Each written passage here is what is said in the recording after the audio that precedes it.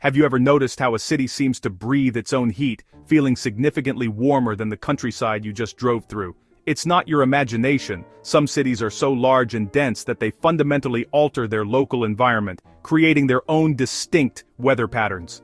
This phenomenon is known as the urban heat island effect. At its core, an urban heat island is an area where temperatures are consistently several degrees warmer than the surrounding rural regions. The primary cause lies in the very materials we use to build our cities. Dark surfaces like asphalt roads and conventional roofing have a low albedo, meaning they absorb and retain a vast amount of solar radiation instead of reflecting it. Concrete and brick act like thermal sponges, soaking up heat all day and slowly releasing it throughout the night, preventing the city from cooling down effectively after sunset. The city's geometry further compounds the problem. Tall buildings create urban canyons that trap heat and block cooling winds.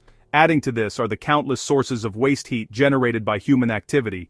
Every car engine, every air conditioner, and every industrial process releases thermal energy directly into the urban atmosphere, like millions of tiny heaters constantly running. The evidence is undeniable. Satellite thermal imagery vividly illustrates these heat islands as glowing hot spots on the map.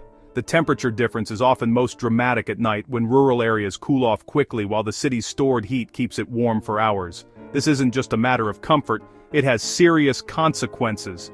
Elevated temperatures increase the risk of heat-related illnesses, especially for vulnerable populations.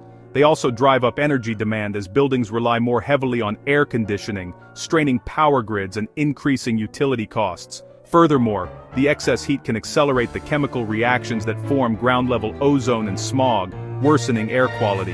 Paradoxically, this intense urban heat can even create its own rain. As the hot, buoyant air over the city rises, it carries moisture with it.